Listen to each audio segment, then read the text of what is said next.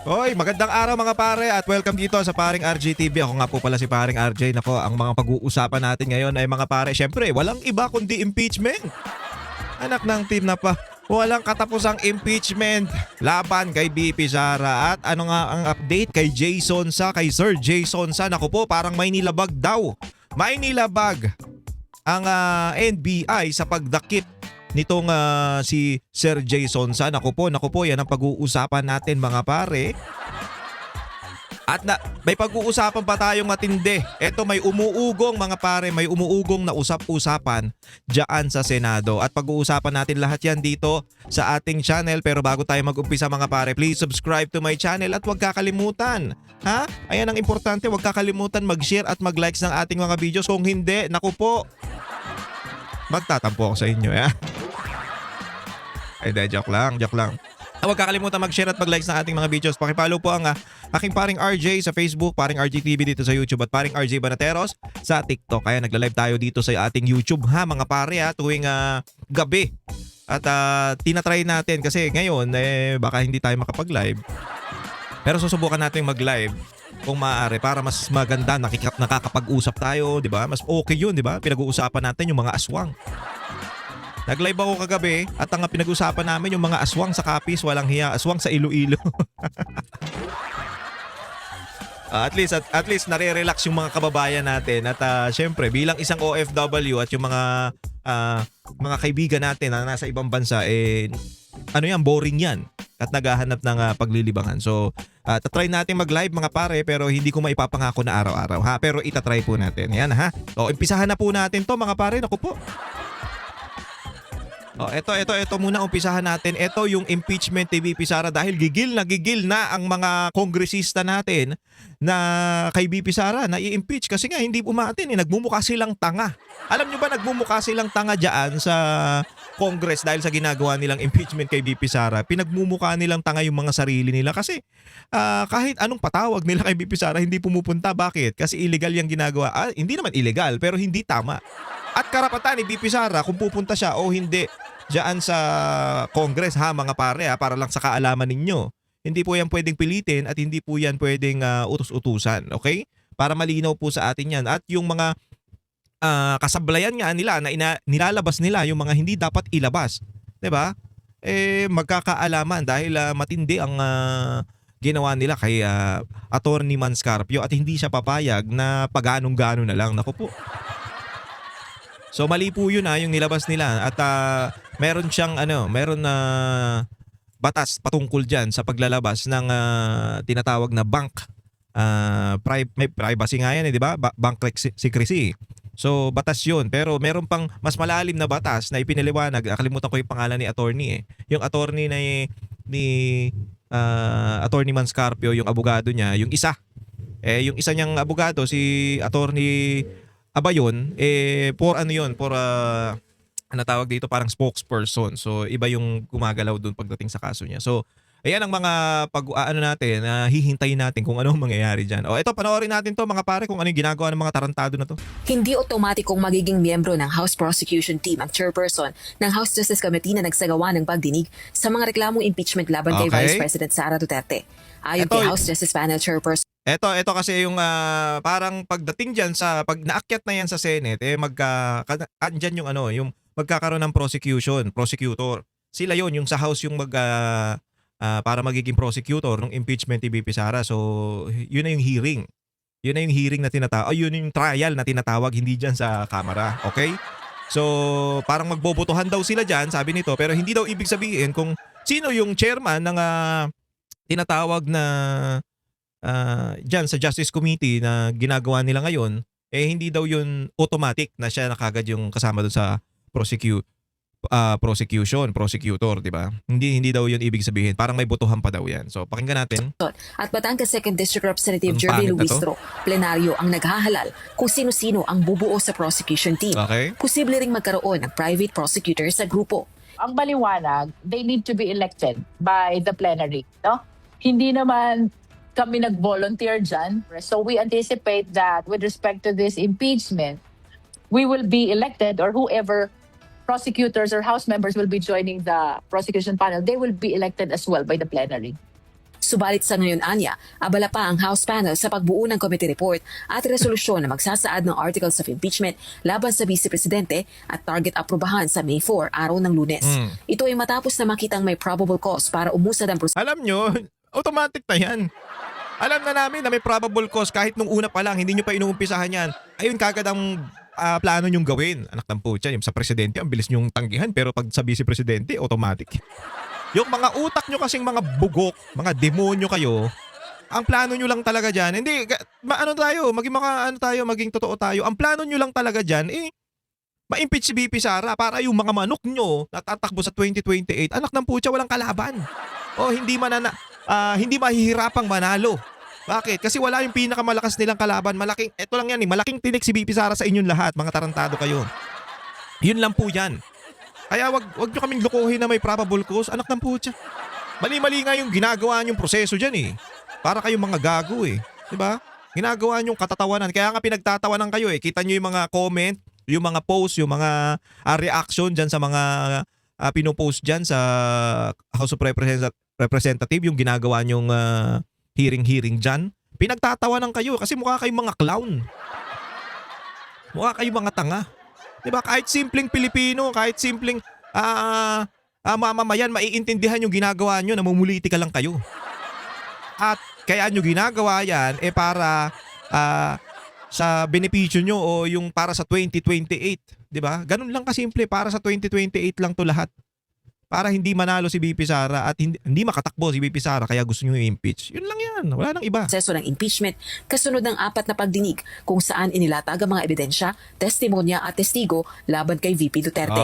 Kaugnay ito ng mga alegasyong maling paggamit ng confidential funds at panunuhol.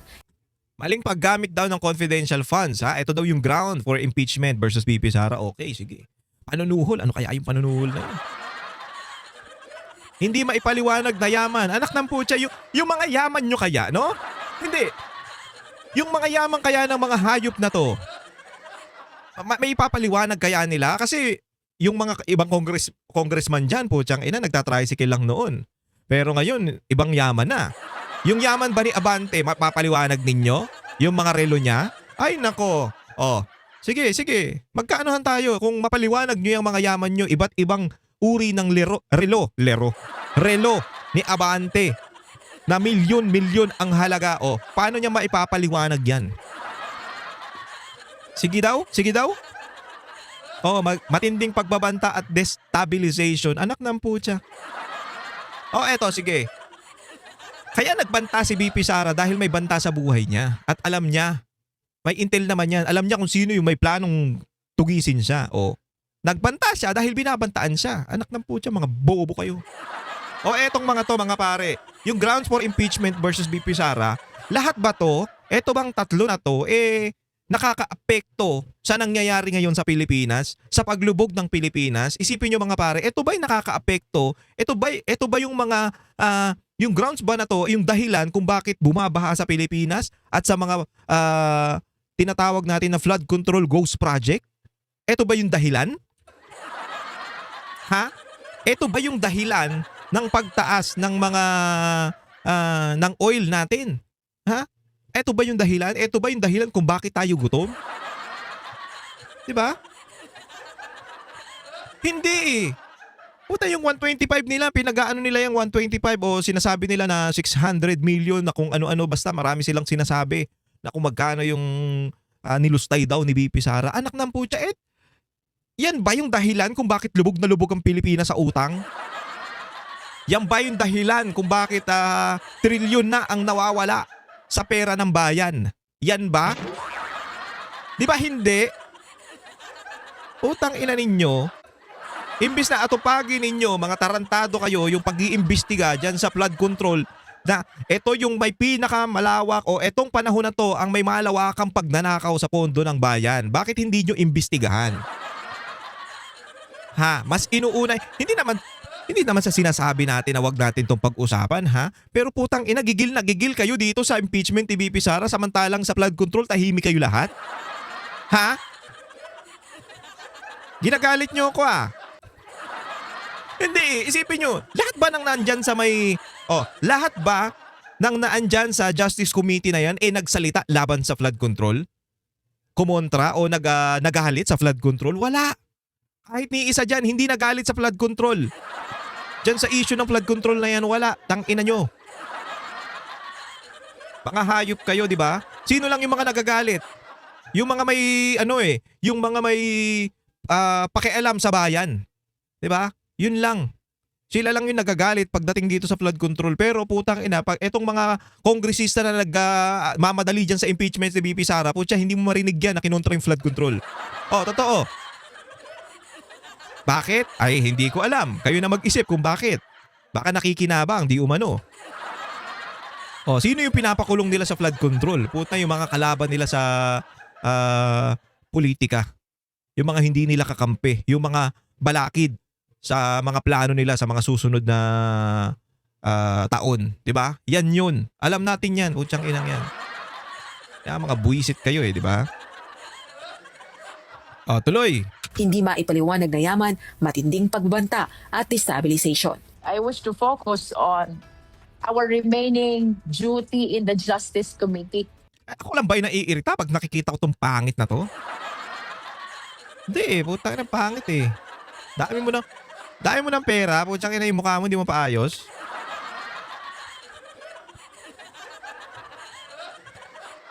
Hindi naman siya nang lalait, pero putang ina kung ganyan karami pera ko, magpapafacial talaga ako.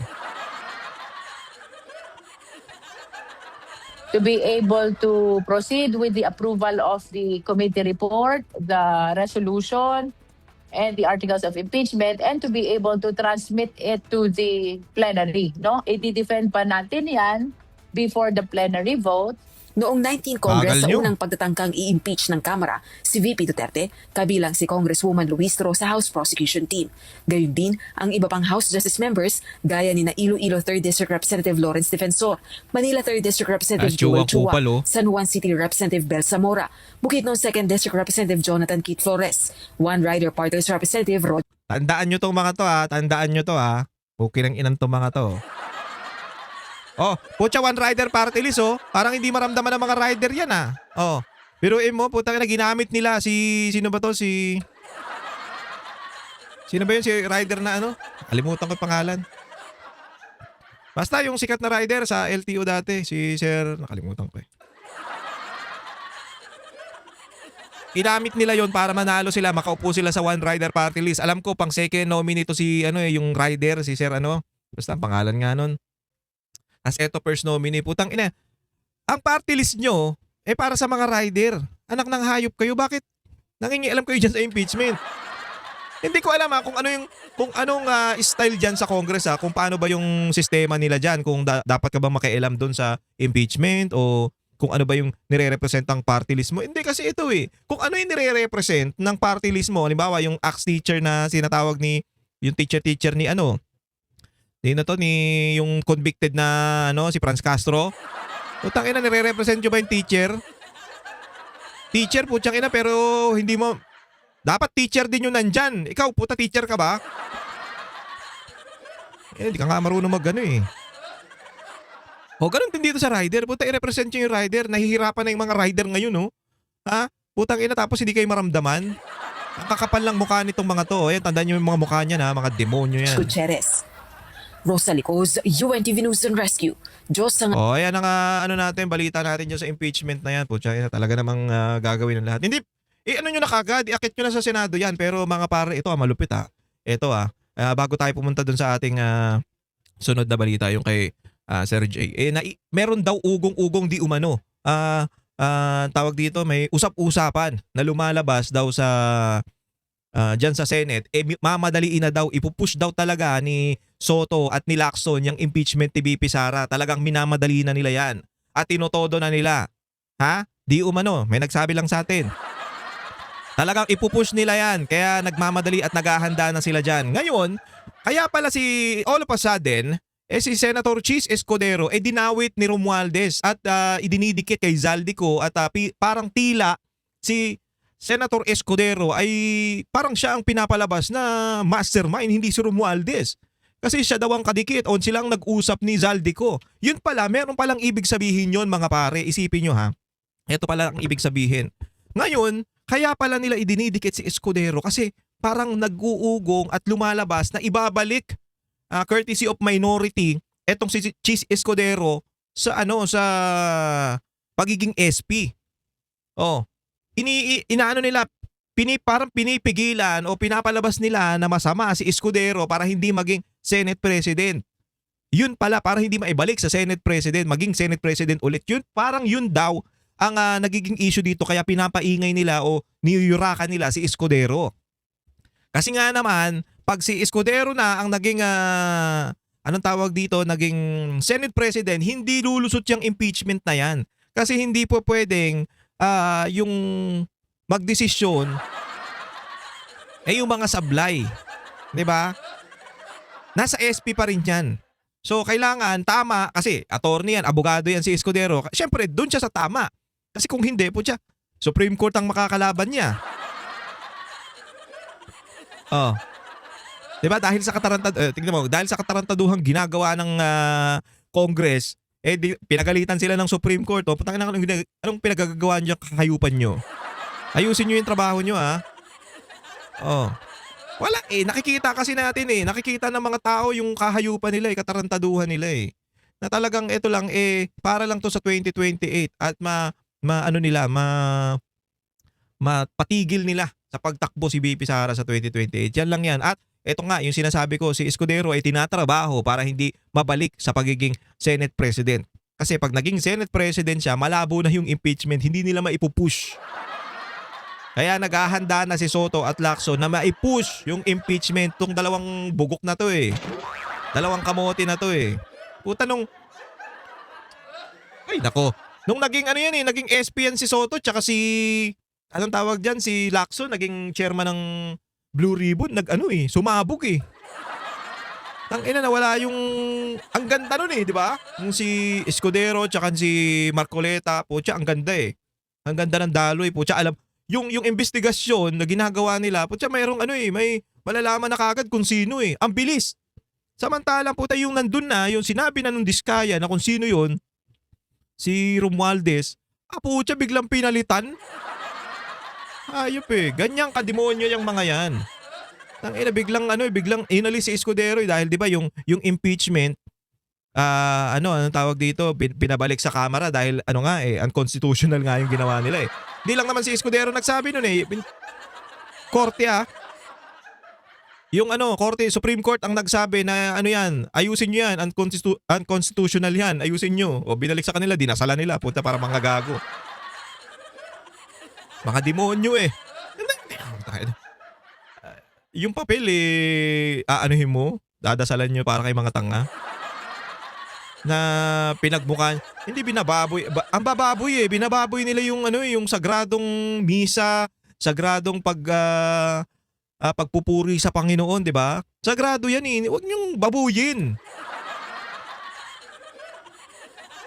Ang inang 'yan. Dinasalan, nagpapisa para bendisyonan yung papel. Ilan to mga to kung ang Panginoon talagang tawag dito yung pikunin, binuhusan na kayo ng diyan apoy binababoy niyo ako Buti na lang Panginoon mapagkumbaba ay mapangunawa, nauunawaan kayo mga utak ninyo. O yan ang umuugong dyan sa Senate na talagang hindi nila papapormahin si Escudero dahil nga ipupush nila yung impeachment ni Soto at ni Lacson. Di umano. Ito. Oy, by the way mga pare, lumabas na yung natin, yung Subpoena, walang yan. Subpoena yung kinaso sa atin ni cyber libel ni libel ni sino to? Si Trillanes yan. Ayun na, lumabas na yung Subpoena. Naku po. Ayop talaga to si Trillanes, Ito nyo yun, nag-interview ka lang, bigla ka lang may kaso, walang hiya. Namin kayo? Nasaktan ito. Ito yung yung update kay Sir Jay Sonsa. Sir, anong update kay Manong Jay Sonsa? Nandito kami ngayon sa NBI. So, of course, yung standard operating procedure dito, yung medical siya, yung mga may picture sa NBI. And nandito siya ngayon. Then after here sa Pasay, ilipat siya sa NBI Detention Center doon sa Muntinlupa. Opo. Considering, sir, yung edad ni Manong Jay, isa rin po ba yan sa inyo pong ginigit dyan sa NBI? Yes, we are requesting na sana bigyan ng konsiderasyon kasi first, senior citizen na si Mr. Jay Sonsa and naisakit pa. Tapos yung mali yung inisyo ng court na warrant of arrest. Uy, mali daw. Kasi bakit dapat walang warrant dapat inisyo nito? Kasi ang nakalagay sa warrant of arrest, binasa natin, mali, may typo error, nakalagay doon non-bailable or not bailable. Oh, eto mga pare, ano ko lang, explain ko lang ayon sa aking pagkakaintindi ha. Kasi pag naglabas daw yung korte, hindi ko alam kung saan korte to nilabas kung saan korte galing. I don't know kung saan pero hindi natin minamak o inaano yung korte ha. Wala, hindi yung ganyan. Ano ko lang sa inyo. Anong tawag dito? Ipaliwanag ko lang sa inyo. Ngayon, ayon sa aking pagkakaintindi mga pare, hindi po pwedeng mali-mali ang pagka-present ng warrant of arrest. Hindi po pwede. Kailangan yung pangalan mo, eksakto, tama, at yun yung totoo mong pangalan, tapos yung address, tama rin dapat, tsaka hindi dapat mali-mali yung mga nakalagay doon sa may papel na yan. Hindi daw po pwede. Ngayon, kung may mali man from galing sa Supreme Court, kung may mali, parang i-check muna ng ano yan parang i-check ng NBI kung may typo error ba, kung tama ba yung address, kung mali ba yung address, tama ba yung pangalan, parang NBI yata ang mag-check niyan. Kung hindi po ako nagkakamali, ito lang yung pagkakaintindi ko base sa sinabi ni Attorney Mark Tolentino.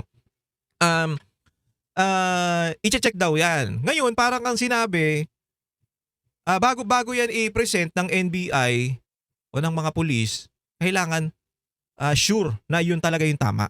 So, di ko alam kung pwedeng ibalik ng NBI sa korte na pakiayos po ito sir kasi may mga typo error, may mga mali-mali po na ito po ay bailable po itong ano na to, yung kaso na to, hindi po non-bailable. So, yun dapat. Hindi ko alam kung bakit nangyari yan. Tapos, ito nga yung sabi ni sabi ni Attorney Mark parang nagmamadali lang ang anong tawag dito ang NBI na kunin kagad tong si Bakit kaya nagmamadali ang NBI? Utos ba yan ni Director Matibag? Ang problema, ang kaso niya ngayon is unlawful publication. Unlawful publication, ang penalty is only up to 6 months to 6 years. Okay. So, ibig sabihin, hindi naman ito heinous crime na punishable by reclusion perpetua or higher. So, this is a bailable offense. In fact, hindi na kailangan ang bail nito. But maybe ang court nagkamali. Ito namang NBI, nabasa nila na may warrant of arrest ang court, atat sila na arestuhin. So, yun. 'Di ba? Sabi niya, maybe ang court ay nagkamali, typo error, nagkakaano pa talaga yan, nagkakaroon talaga yan. Nangyayari po talaga yan, may typo error or sa printing. Tapos pagka bigay daw sa NBI, parang nagmamadali daw yung NBI ayon kay Attorney Mark Tolentino, parang nagmamadali na may warrant of arrest. O kailangan nyo na itong gawin. Hindi mo na chinek siguro kung ito ba ay tama o mali, di ba? Basta may warrant of arrest, wala na, check, hindi na natin i-check yan. Rekta na yan, galing naman sa korte yan. of course, trabaho lang naman nila yan. But we will do all. Hindi, isipin nyo mga pare, pagkalaban sa politika, pag kinikriticize ang si Bongbong Marcos, basta kalaban ng administrasyon, ang bilis nilang kumilos. Anak ng putang ina. Hindi. Pasensya na sa pagmumura. Pero putya, pag mga kalaban, pag kami, ang bibilis nyong gumalaw. Pero yung mga magnanakaw, na alam naman natin, kitang-kita, yung flood control, yung substandard na yung flood control at ghost project, kitang-kita at ayan ang mga ebidensya na nagnakaw kayo. Anak ng putya, ang bagal nyo gumalaw. Ang bagal nyo kumilos. Pero yung mga sinasabi natin na yung mga kalaban nyo sa politika, walang hiya, wala pa. Mabilis pa sa 4:00, nandyan na yung mga kaso. Demonyo, di ba? Tangina, maging patas kayo. Kung mabilis sa amin, bilisan nyo rin doon. Paano? Kasi kayo matuturo dyan mga amo nyo matuturo Kaya binabagalan nyo, tinatagalan nyo, kung maaari ilulusot nyo, di ba? Ay, nako. Legal evidence available as soon as possible. Opo. Considering na holiday bukas, Attorney Mark, yan pa yung isa. kliyente po ninyo mukhang talagang mananatili muna dyan po sa... Eto pa mga pare Kasi ang style down niyan, ang ginagawa nila para hindi ka daw makapag-bail kaagad, talagang para makulong ka, stay ka dun sa kulungan, ang ginagawa nila yung Friday night. So Friday night ang pag-aaresto. So hindi ka makakapag-asikaso ng requirements para makapag-bail kasi may dadaan ng Sabado at Linggo, Lunes ka na makakalabas. Ang nangyari dito, holiday ngayon, Friday, May 1. So ang ginawa nila, Huwebes ng gabi, naghahain sila ng warrant of arrest labang kay Jay Sonsa. So ang tendency, kinabukasan, walang walang opisina kasi holiday. So 3 araw diyan si Jay Sonsa sa piitan sa custody ng NBI. Ang lupit, 'di ba? So Monday pa siya makakalabas kung makapag-bail siya. Facility. Magbakasyon muna dito sa hotel Ayun. ng NBI. Yun talaga mayari. So sabi ko nga sa NBI na, sige, mag-alaga kayo ng matanda. Opo. At ano nga yung sir, pinag-ugatan ng kaso na ito? At 'di ba, meron tayong tinatawag na freedom of speech. Pasok po ba 'yon sa depensa ninyo, sir? Ang kaso na, ang base nito, yung allegedly, yung pag-publish ng medical records ng presidente, ni Presidente Bongbong Marcos. So, yun talaga ang punot dulo dyan. But ang issue dito, bakit sa Pasay final? So, based on my Yan research, pa isang mali na-file dito sa Pasay, kasi ang main office ng NBI, Pasay City. But the offended party, allegedly, the offended party in this case is the President of the Philippines. Hindi naman taga-Pasay si Bongbong Marcos. Kung hindi, yung kanyang opisina sa Malacanang, Manila. So dapat Manila final. But unfortunately, kung tingnan mo yung record ng kaso na ni Jay Sonsa, wala namang under oath or any statement from the President na nagreklamo siya. So ito yung sinasabi, kailangan ang para ka pa makapag ng kaso o makapagsampa niyang libel, kailangan mismong parang yung naargabyado yung mag-oath o magsasabi na ito, nag-aargabyado ako, kailangan to makasuhan, ganyan-ganyan. So, dapat si Marcos yun. Base to sa paliwanag ni Attorney Mark Tolentino, ha. So, base doon sa paliwanag niya na kailangan yung presidente ang mag-oath na sasabihin, naargabyado ako nitong tao na to, kaya kailangan magpa-file ako ng case laban sa kanya. At dapat sa Manila kasi nandun yung Malacanang, doon siya nakatira. Ewan ko kung... Hindi. Andiyan pa yan. So doon siya nakatira. Pero ang weird kasi, bakit sa Pasay nagasampa ng case? Mali na yon, yung sa Pasay, dapat sa Manila. At isa pa, dapat nakaano yung presidente na nagsasabi, okay, ako si Bongbong Marcos, naargabyado ako ng tao na to kaya magreklamo ako. Dapat ganun daw. Parang hindi. Kaya merong butas tong ginawa nila kay Jay Sonsa Ganyan sila. Talagang to bend the law. Talagang babaluktutin nila yung batas para lang magipit yung gusto nilang gipitin. Being the offended party. Di ba? Attorney, may gabi si Admar po ito. Meron Ay, ba Admar, patakaran gabi. kung pwede or hindi ang paghuli or pagsiserve ng warrant of arrest sa gabi? Ay, yun nga, basta under the rules, ang warrant of arrest can be served at any time of the day or night. Hindi naman ito search warrant na morning lang hanggang hapon. But ang warrant of arrest, it can be served at any time of the day or night. So, dapat nga baguhin na ito na batas kasi pwede ito maabuso. But if you read kasi, ang warrant of arrest ni Jay Sonsa, parang mali talaga. So, bakit mali? First, nakalagay doon, not bailable. So, isa. pag you say not bailable, hindi pwede i-bail. Nakadilaw yan, nakita nyo, not bailable. But ang kaso is unlawful publication. It's a very simple case na ang may jurisdiction dapat nito ang MTC lang, naging RTC because there's cybercrime involved.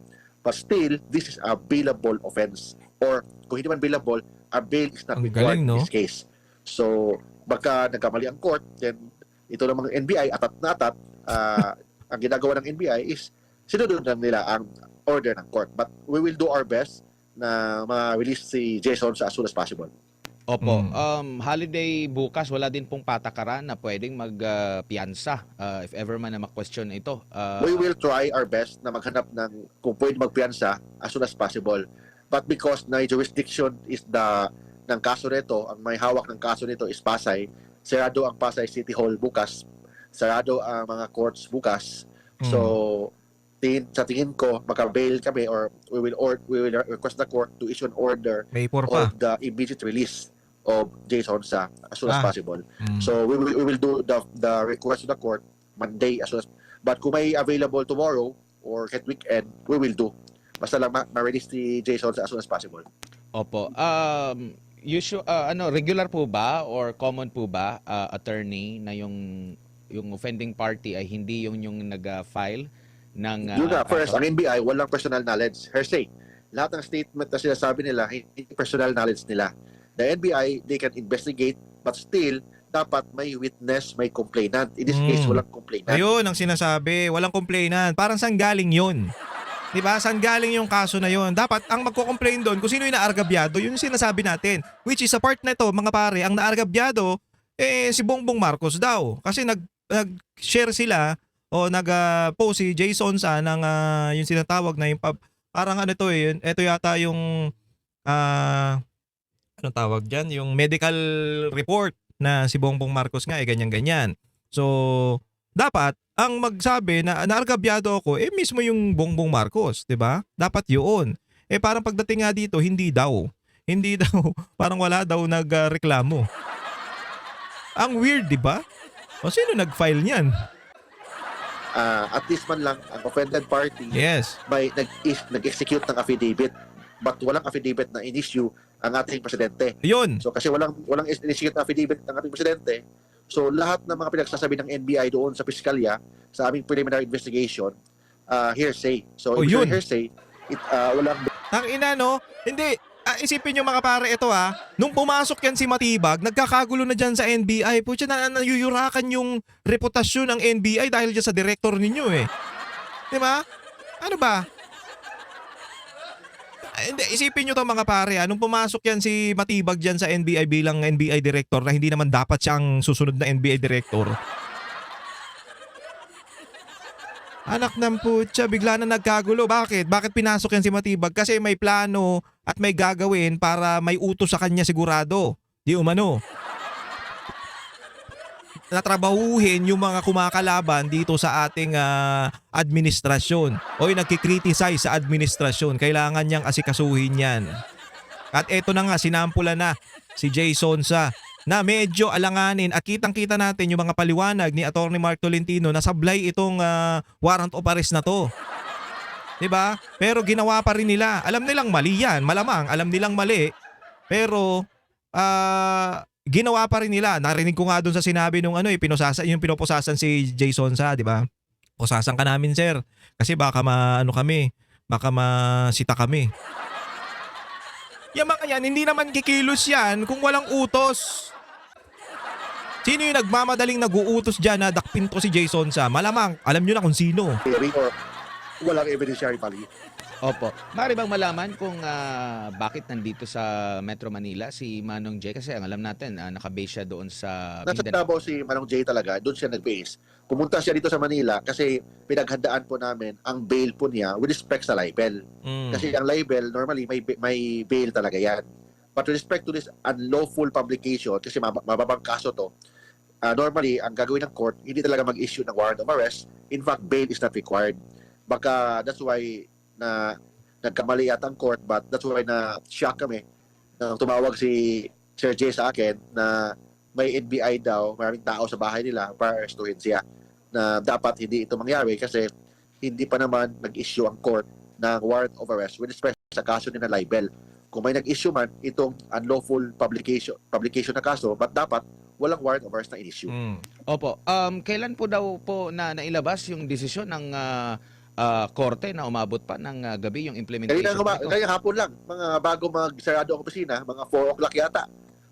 So, based on my information, habang Nabadali naghihintay na pala doon ng NBI sa korte na lumabas yung warrant of arrest. So, pina-follow up talaga nila. That's why lumabas ang warrant of arrest. So, paglabas, diretso na sila, naresto si Manong J. Opo. Siya lang po ba yung subject ng ganitong may kaso? Dalawa sila si Jason at saka si Eric Celis. But madulas si Eric Celis so hindi na huli. Opo. Attorney, siguro, mensahe niyo na lang po sa mga supporter ni Manong Jason sa nangyari po sa kanya. Sa lahat po ng mga supporters ni Jason huwag kayong mag-alala, lalo na kanyang pamilya, huwag kayong mag-alala. Healthy si Jason nandito siya sa hindi naman inalaga naman siya ng NBI, hindi naman siya pinapabayaan dito. Second, tutukan ko yung kaso niya na as soon as possible makalabas talaga siya as soon as possible. And third, we will file a motion, proper motion to the court for the immediate dismissal of this case. Dismissal on the Nice. ground that the Pasay Regional Trial Court walang jurisdiction sa kaso na ito. Bakit walang jurisdiction ang Pasay Regional Trial Court? Kasi hindi naman nangyari allegedly agreement sa Pasay. So dapat hindi sa Pasay final ang kaso. So it should be dismissed as soon as possible. Attorney, daghang salamat sa imong oras. O So yun nga mga para, kita nyo yung style, talagang parang yung sabi ayon kay attorney na talagang na-release daw yung warrant of arrest nung hapon lang, tapos pinuntahan kagad. So ibig sabihin, parang binabantayan daw nila, pinapollow up daw ng NBI yung kaso na itong ni Jason sa talagang pinihintay doon, nung na-release talagang nirekta na kagad. Hindi man lang chinek kung tama ba yung ni-release ng o kung may mali ba doon o kung may typo error ba doon sa warrant of arrest ni Jason sa, hindi man lang chinek. Talagang parang ang lumalabas pagka-release, parang siguro etong senaryo. Eto, kunyari lang ha. Naiisip ko lang to. Yung mga tao ko, punta kayo diyan, si director, 'di ba? NBI, Matibag. Punta kayo doon sa sa RTC. Punta kayo RTC, bantayan niyo yung kaso ni Jason sa. Yung kung mare-release na ngayon, hintayin natin pag na-release yan, dakpin niyo na kagad. Talagang binabantayan, talagang ang bilis nila. Walang hiya, no? Ang bilis nila talaga pagdating dito sa mga kalaban sa politika. Talagang pinapollow up. Follow up natin yan. Bantayan natin yan. Hintayin nyo doon. Pag na-release, rekta na kayo. Hayop. Pero pagdating sa nakawan, sa mga ebidensya, sa nakawan, sa pag-iimbestiga sa nakawan, ay putang ina, ang tagal. Inaabot na ng siyam-siyam. Pero pag mga gantong kaso na alam nila yung kalaban sa politika, walang hiya. Ang bilis. Ang bilis talaga. Ganyan ang ating gobyerno ngayon, mga kababayan, mga Pilipino, mga pare, na talagang pag tayo ay lumalaban sa kanila, tayo ay kinikriticize yung mga maling ginagawa nila. Isipin nyo mga pare, mali yung ginagawa nila. Sinasabi natin yan, mali yung ginagawa ninyo. Putang ina, mali yung ginagawa ninyo, tapos bandang huli tayo pa makakasuhan. Kami pa yung mali, kami pa yung masama. Dahil para wala nang magsalita at manahimik at matakot na yung mga lumalaban o yung kumakalaban sa kanila, para matabunan na yung mga issue na yan. Bakit? Tayo lang naman yung lumalaban sa mga korupsyon ng mga tarantado na to eh. Kung mananahimik at tatakutin tayo ng ganito, wala nang lalaban. Malaya na silang magnanakaw. Hayop na yan talaga. Ewan ko na lang ano mangyari sa Pilipinas pag itong mga to ay nanatili. Anyway, hanggang dito na lang muna ang ating video mga pare. Maraming salamat po sa pagsama sa akin. Kung nagustuhan nyo, please subscribe to my channel at huwag kakalimutan mag-share at mag-likes sa ating mga videos. Ganun din po, pakipollow. Sasamid pa ako. Pakipollow po ang aking paring RJ sa Facebook, paring RJ TV dito sa YouTube, at paring RJ Banateros sa TikTok. Wala namang bayad diyan ha mga pare ha. Follow lang po. Paki-subscribe. Pero meron tayong mga tinatawag na pagsuporta dito sa ating channel. Diyan sa Facebook naman, meron diyan subscribe. Subscribe naman 'yan para dun sa to support, 'di ba? Sa channel natin. At dito naman sa YouTube, sa join lang po, meron diyan join. Kung gusto niyo lang naman, wala naman sa pilitan. Kung ayaw, walang problema. Ang mahalaga, lumalaban tayo para sa bayan at naninindigan tayo para sa katotohanan. Maraming salamat mga pare. Ingat po kayong lahat and God bless you all. Ako po si paring RJ.